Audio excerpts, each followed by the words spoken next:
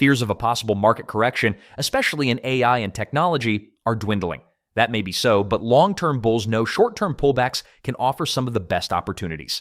Today, I want to share 3 reasons why some investors are expecting some sort of correction later this year and why I think investors can actually profit from any pullback we see over the next 6 months. One of the biggest factors I'm watching is the historical pattern around the presidential election cycle. In a midterm election year, you would expect the market to soften from summer into the October-November timeframe. There are already many forces at work that support that scenario, and I'm not just speculating about it. You can literally see it unfolding in front of us. Now, I am certainly not a full-on bear. I'm a long-term bull, no question about it. It is still a very strong market, and there are plenty of signs of underlying strength. But even strong markets back off. They're right. The important question is not whether a correction occurs. The question is, what do you do when it happens? Do you go into a panic, running around with your hair on fire, asking yourself what to do next? Or do you recognize that you're in a long-term bull market and view that correction as a tremendous opportunity? I do see a correction coming. Other than the election cycle, there are 2 other basic things I'm watching, and both of them involve price and volume activity. If you look at a 3-year weekly chart of the S&P 500, you can see very clearly that this recent rally has happened on historically low trading volume. A rally without confirmation from strong volume is ultimately a rally that is likely to fail and pull back. If the market has run such a distance without any real participation behind it, then when the pullback comes, it will probably be quick. It could be very painful for investors not expecting it, and I would expect a fairly significant correction. To be clear, I'm not talking about a full-blown bear market, but this rally has had no real legs underneath it, and you have to ask yourself what happens when the sellers finally step in. We've already seen a taste of that. The market has been rallying for a long period of time on very light volume. Then, all of a sudden, we start to see volume come back, but this time it's coming in while the market's selling off. Go back before that light volume rally, and you will see several large red volume bars on the chart. These are the weeks when the market fell on heavy volume, indicating heavy selling pressure coming into February and then a big sell-off in March. The market then rallied from March onwards on relatively light volume, and now selling volume is starting to return again. That tells me the market is vulnerable, and we're getting ready for it. The most important thing I would say to any investor is to do what you're comfortable doing personally. You don't want to become over-aggressive, only to have the market turn volatile and choppy, forcing you to discard your entire plan. Whatever you do, it has to be something you're comfortable with. Some people may need to raise cash and cut stock exposure for a while. For some, it might mean taking a bearish position as a hedge. I have 3 ideas to put on the table today: 2 ETFs and 1 individual stock. The first ETF is the Exchange-Traded Fund of Junior Gold Miners, GDXJ. So, in a way, you are getting exposure to the precious metals sector. Precious metals have been absolutely hammered over the past few months, but if you zoom out over the past several years, they've consistently been one of the best performing sectors in the whole market. It's also a very volatile sector, and that volatility is 2-way. When it goes up again, the gains can be massive. The sector has been hammered hard right now.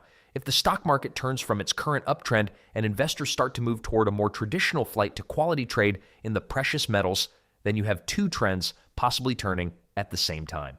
Stocks tumble, precious metals return to a long-term bull market.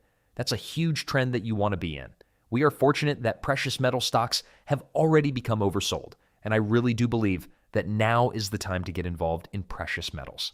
That's what you call a counter-trend trade. You are buying something that has been going down for quite some time. Most of the selling that needed to be done has probably been completed. Certainly there is a little more downside possible, but that's okay. I think right now precious metals are a screaming buy. This is especially true for those willing to hold for the next several years. It's a very attractive opportunity, even if your time horizon is just the next few months until a broader market correction plays out. In fact, we track 45 different sectors of the stock market. Since the April crash last year, the precious metals sector has been the #1 performing sector about 1/3 of the time in 2025. This means that during these periods, precious metals would have outperformed the other 44 sectors we track. It's been a mega trend, for real. It is a refuge for investors looking for a flight to quality, but it is also an exciting area for speculative investors because stocks in this sector can double, triple, or even quadruple very quickly. The only reason the sector has fallen back so badly is that it had made such giant gains in a relatively short space of time. Diversification also serves to reduce volatility. While an individual stock can offer tremendous upside, owning an ETF allows you to capture that upside while smoothing out some of the risk. The second ETF I look at is XME, which focuses on metals and mining.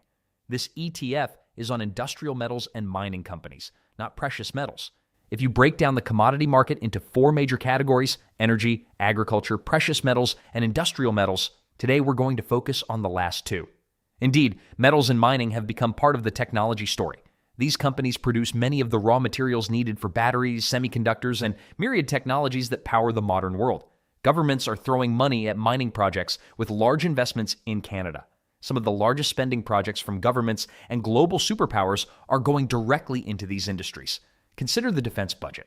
The budgets for defense are enormous, and that money ultimately ends up in defense companies. Some of the smaller defense companies have seen their value increase 5, 6, or even 7 times. Apply the same logic to metals and mining companies.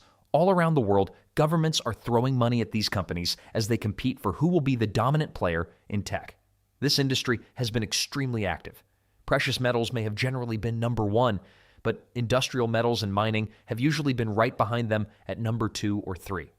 The whole mega trend comes back to technology, and more technology and commodities are coming together. These sectors have been some of the best performing in the market and, of course, will experience some of the biggest pullbacks along the way. Finally, I present the last idea, which I call a no-tears investment. It's a real company and it's making real progress on the operational side. It's a genuine turnaround. But for a second, forget the story. Just look at the numbers. The stock has been trading in the $1 to $2 range and is trading now at about $1.32. But this same stock has traded as high as $30. Basically, you're risking $1 or $2 for the chance to make $20 or $30 on the upside. It is Battalion Oil Corporation, and the ticker is BATL. There was a big move in the stock recently, which I'm calling the Iran situation. I wouldn't even call it a war. Iran-related instability always has the potential to cause disruptions in global oil markets. Oil prices are rising and squeezing the broader economy, and in the last meaningful market correction, worries about higher energy prices were one of the big factors. BATL can also be a hedge if oil prices spike and your overall portfolio is taking a hit. If you put maybe 5% of your portfolio into this company and the stock appreciates 10 times, then $5,000 could turn into $50,000. If your $100,000 portfolio goes down in a correction, you will suddenly have substantial profits available. Then, when the overall market becomes oversold, you will have the fresh capital to buy quality stocks you have been watching on the sideline. The way is discipline. You want to be quick to take profits. A few weeks ago, I personally made a 110% gain on this stock in a single day. If BATL doubles, triples, or even increases tenfold, and the market sells off due to higher oil prices, when the broader market correction happens, you will have a lot of cash to take advantage of the opportunities. As for the company, I think it is fundamentally improving. This is a story of operational turnaround. Management solved several large gas processing problems that were limiting production. In layman's terms, this allowed oil output to rise significantly. The company is also very sensitive to oil prices. It is basically a pure-play premium producer with low break-even costs.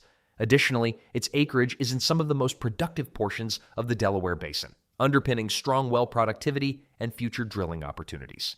There's a lot of good momentum building around the company. I think of it as buying a stock that traded at $30, and there's a risk of $1 or $2 today, and a lot of upside if we end up with an oil crisis. In the meantime, I don't think you are looking at a company that is likely to collapse to zero or trade into pennies. The downside is probably more volatility, maybe a 30% drop, but that's for the possibility of a tenfold or even 20-fold return. I don't make predictions or forecasts ultimately. I just watch what is going on in the market and adjust my portfolio as needed. I'm seeing now the supply starting to take control of the supply and demand relationship. Large institutional fund managers are already executing what have become known as sell programs. These institutions don't sell their positions in one day, unlike individual investors who can sell their holdings in a day through an online brokerage. They are selling in a gradual manner, and I can see that those selling programs are already in place. That's why we're making a change now. I'm not going to say October will definitely be the exact bottom. I can't predict the future, but historically, markets tend to sell off in a midterm election year, and when they do, October and November have often been the time when the bottom begins to form and the recovery begins. The Nasdaq has gained roughly 70% from the midterm election low to the following year's high, and the S&P 500 has gained roughly 47%. Those are historical averages. Usually, over long periods of many decades, in a strong decade, the S&P 500 might give back 7%, 8%, or maybe 9% per year. So we're talking about a very different type of historical performance at this particular part of the presidential cycle. In history, the year before a presidential election, the year after a midterm election, has been the strongest year of the 4-year presidential cycle, while the midterm year that we are in has generally been the weakest year. Remembering those large historical patterns can be very useful. Watch very carefully as we get toward the end of the year and the midterm elections take place. Which sectors start to do better right after? When election results are out and the political power changes, the market often rapidly reshuffles. The sectors that come out as leaders right after the midterm elections often end up being either the strongest or second strongest performers over the next couple of years. Those are the types of trends investors want to be following. Thanks for watching. Please subscribe for more.